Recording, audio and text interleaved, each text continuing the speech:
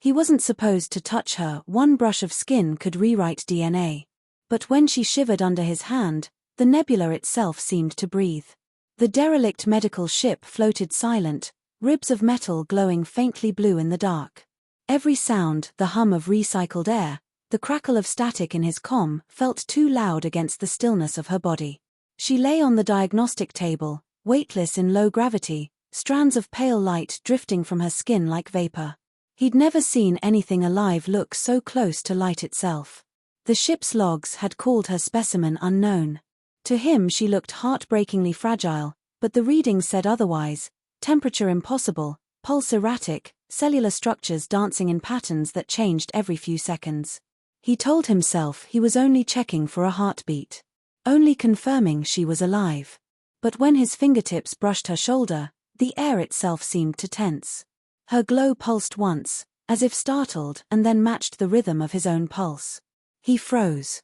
The glove on his hand was intact, there shouldn't have been contact. Yet he could feel warmth bleeding through the synthetic weave, like his body had forgotten what boundaries meant. A flicker of light rippled from where he touched her, spreading across her arm, up her throat, settling just below her jaw. The light brightened, dimmed, and finally settled into a steady rhythm, his rhythm. He tried to pull away. His hand didn't move. It wasn't stuck, it was listening. For a long moment neither of them breathed. She opened her eyes. Not fully, just enough for a sliver of luminescent green to meet him. The kind of green that didn't exist in any human spectrum, the color of an atmosphere seen from orbit. There was no fear there. Just a strange, quiet recognition.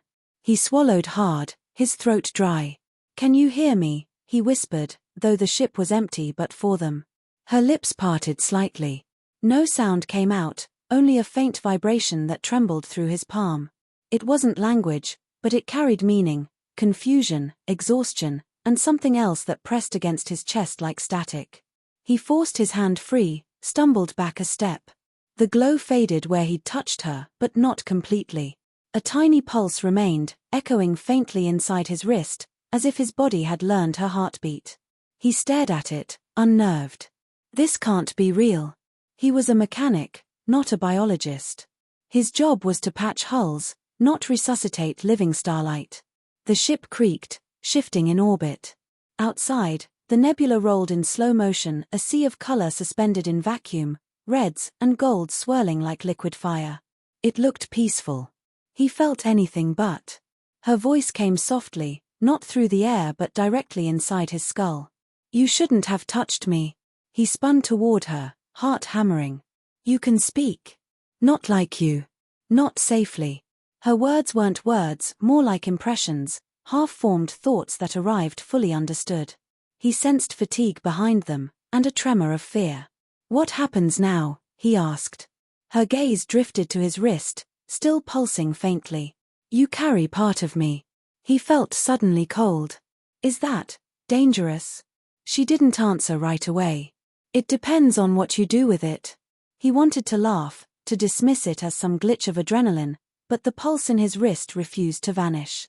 It throbbed faintly with her breath, slower, deeper, older than human rhythm. "I was trying to help you," he said, voice shaking. "You were freezing. You were curious." The accusation stung because it was true. He'd felt it the moment he saw her, curiosity tangled with something else, something closer to longing. Months of isolation had worn him thin, and she was so completely unlike the cold machines that filled his days.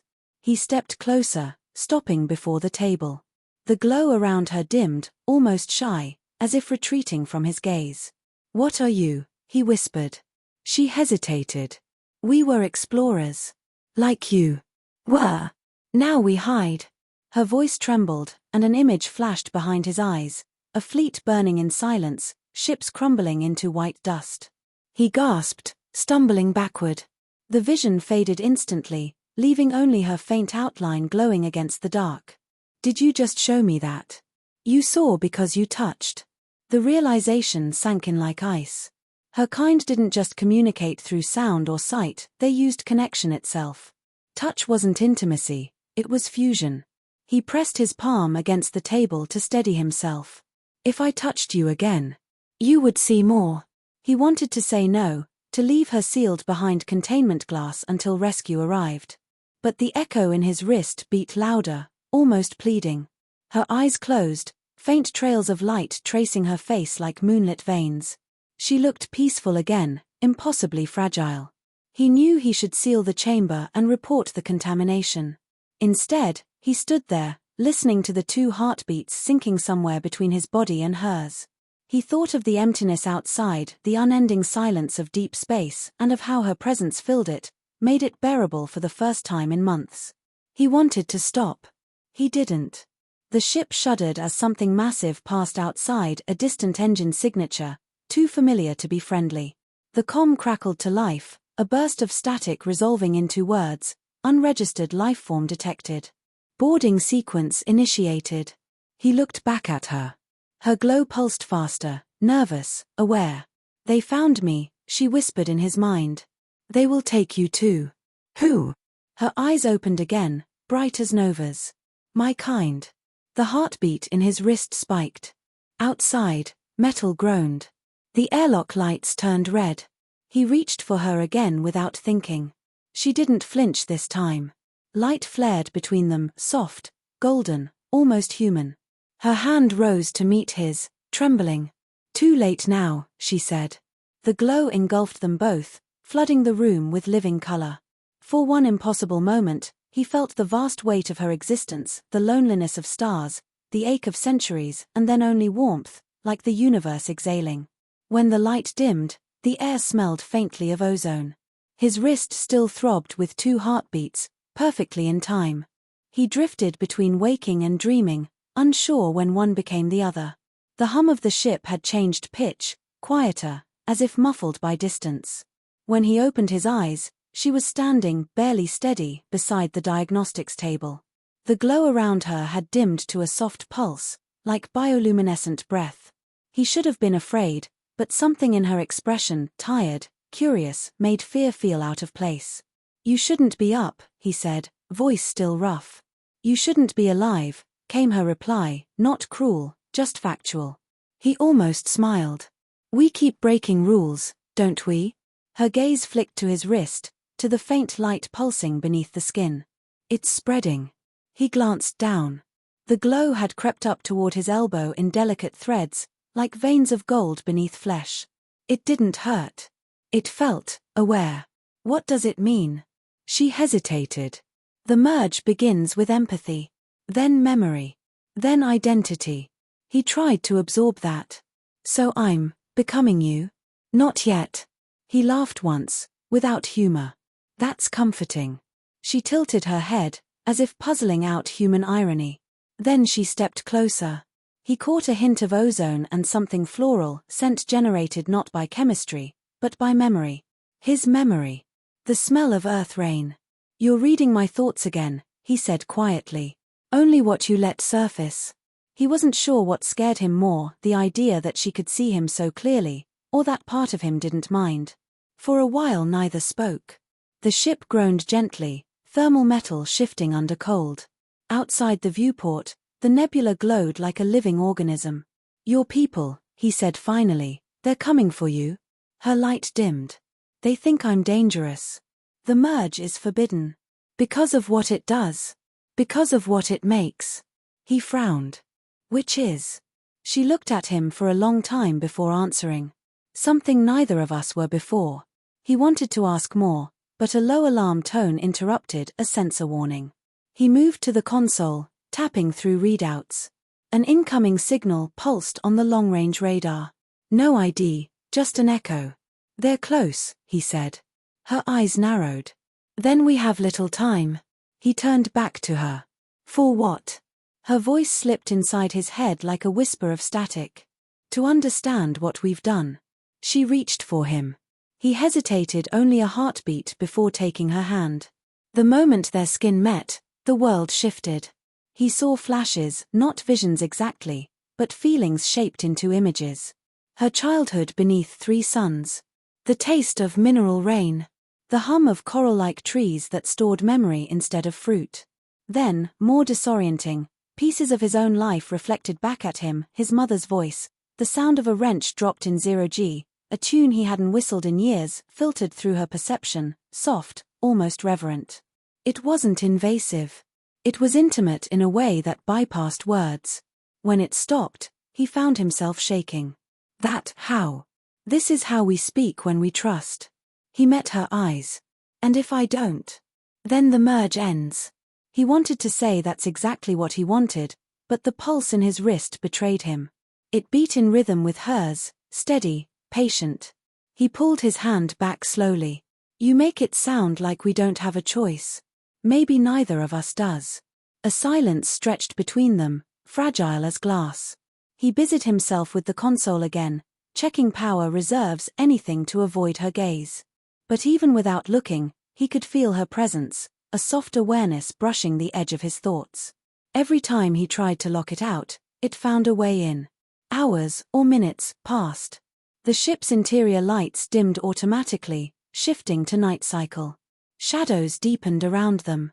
He caught his reflection in the glass panel. For a heartbeat, his eyes gleamed faint green before returning to normal. What's left of me, he murmured, if this keeps going? She answered softly, maybe the best parts. He turned toward her. Or maybe none at all. Her glow flickered, uncertain. You fear losing yourself. Wouldn't you? She looked down. I already have. Something inside him gave way then, not trust, but understanding. Loneliness recognized itself, no matter the species. He stepped closer, close enough that her light brushed against his chest. If we stop now, will you survive? I don't know. And if we continue? We won't be too. The alarm blipped again, closer now, the foreign signal locking onto their coordinates. He exhaled slowly. Then maybe we make the choice together. She studied him with an expression halfway between sorrow and wonder. You would risk that? He smiled faintly. After everything I've seen out here? Maybe it's time to believe in something impossible. The ship trembled. Outside, streaks of light crossed the nebula search beacons. She raised her hand once more. Then hold on. As her fingers touched his, the lights dimmed entirely, replaced by a faint inner radiance that seemed to come from both of them. The ship around them dissolved into sound and color.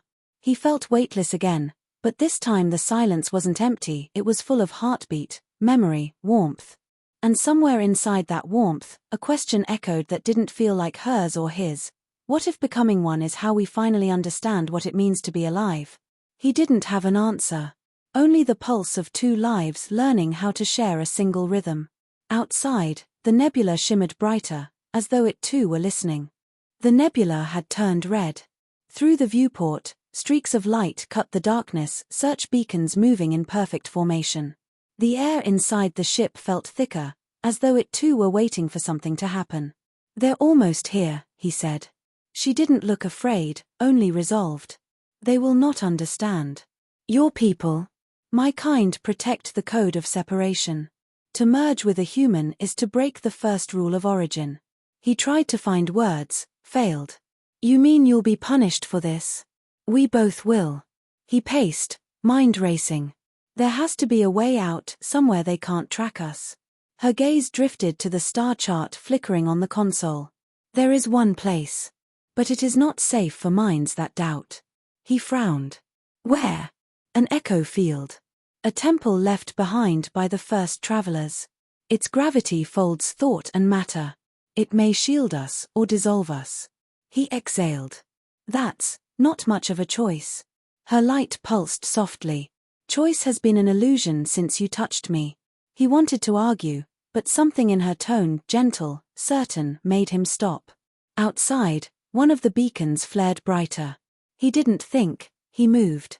Fingers flying across the console, he rerouted thrusters, overriding every safety protocol he'd ever learned. The ship groaned, metal protesting. Hold on, he muttered. The nebula swallowed them whole. Color surged against the hull, reds bleeding into gold, gold into white. The sensors flickered out. Silence swallowed the bridge. He couldn't tell whether they were moving or suspended between seconds. Her voice brushed against his thoughts. You brought us here. He turned. She was standing close, her glow reflected in his eyes. Did we make it? Not yet. The world blurred. He wasn't sure if his feet were on the deck anymore. The nebula outside twisted, then opened, a spiral of light leading toward a dark heart that seemed to pull on thought itself. That's the temple? What remains of it? The closer they drew, the less the ship obeyed physics. Sound faded. Panels vibrated with low harmonics that matched their shared heartbeat. He felt his own mind loosening, thoughts slipping free of shape. He reached for the console, but his hand passed through it like mist. Panic rose. What's happening to us? The field reads identity as energy. If you fight it, you'll scatter. And if I don't? Then you'll see what I see. The words hit deeper than they should. Maybe because he already half believed her. Light poured through the hull, dissolving walls into translucence. He could see stars through everything, including her. For the first time, she didn't look untouchable. She looked like someone trying to hold herself together. He stepped forward, instinctively offering his hand. You don't have to do this alone. Her voice wavered, barely a whisper inside his head. It's not loneliness I fear. It's forgetting who I am when I remember you. He wanted to promise she wouldn't lose herself, but he wasn't sure he could keep that promise. His reflection in the viewport was already wrong, the faint green in his eyes brighter now, the pulse in his wrist threading up toward his heart. He thought of the question he'd asked before. What's left of me? Now he knew, maybe not enough, maybe too much. The ship trembled as they crossed into the field. Every surface vibrated with resonance, like music heard underwater. The light in her body brightened until it filled the room. He couldn't tell if they were touching or just thinking about it. The difference had stopped mattering. Her people's voices echoed faintly across the comm, fractured by interference. He couldn't make out the words, only the urgency. Then, silence. She met his eyes. They will come soon. If we stop now, they might still separate us. And if we don't, we'll become the reason they fear love. The truth hit him like gravity returning all at once. He'd thought he was saving her. Maybe she'd been saving him from the numb isolation of a life without connection. Outside, the field pulsed brighter, drawing them toward its center. He whispered, I don't know if I can let go. You already haven't. A surge of light erupted between them. He felt her thoughts unfurl, mingling with his, wonder, regret, laughter from 1,000 memories not his own. And then, quieter than breath, acceptance. He felt weightless again, but this time, it was his own mind loosening its borders, letting her in, letting the universe in. The sensation wasn't destruction, it was recognition. Then everything went white. At first, there was no sound, just color, unfolding endlessly. He felt the moment the ship ceased to exist. The hum of machinery, the drag of gravity, the boundaries of flesh all dissolved into light and thought. Yet he still was. Or maybe he was her. Or maybe that distinction had already faded long before this. Images passed through them like breathing, the nebula blooming in slow motion, cities on worlds neither of them had seen, the memory of rain on metal roofs and the taste of air too thick with life to name. None belonged entirely to him or her. All of it belonged to what they were becoming. A voice stirred within the brightness, hers, but softer, interwoven with his own. They're here. He could sense them before he saw them, silhouettes of other minds at the edge of the light, hesitant, reverent, afraid. Her people. Maybe his too. They watched the fusion without comprehension, their fear a ripple that couldn't reach the center. He tried to speak, but sound was meaningless here. Instead, he sent the only truth he could hold on to. We didn't mean to destroy. We only wanted to understand. The echo field responded not with judgment, but with resonance. The light around them pulsed like a heartbeat shared by the cosmos itself. Outside the field, time stretched. To the watchers, it might have been seconds or centuries. Inside, it was a single continuous breath. He felt her presence folding around him, calm now. We're not gone, she said. We've just stopped being separate. He thought of all the boundaries that had defined him, skin, name, memory, and how fragile they'd always been. Humanity had drawn so many lines in the sand, terrified of erasure. But here, erasure wasn't loss. It was completion. Their merged consciousness expanded outward, touching the thoughts of the approaching fleet. Fear softened into awe. One by one, the lights of the ships dimmed, as if bowing. No one fired. No one fled. The galaxy, for a heartbeat, held its breath. The nebula began to collapse inward, its colors fading to silver. He understood now it wasn't dying. It was becoming quiet, like a candle inhaling its own flame. Before everything turned still, a final whisper crossed the void, "Remember what we felt." And somewhere, far beyond sensors, beyond names, a new voice breathed between the stars. Not human, not alien. Just alive. 2 heartbeats, now one rhythm. One rhythm, now everywhere.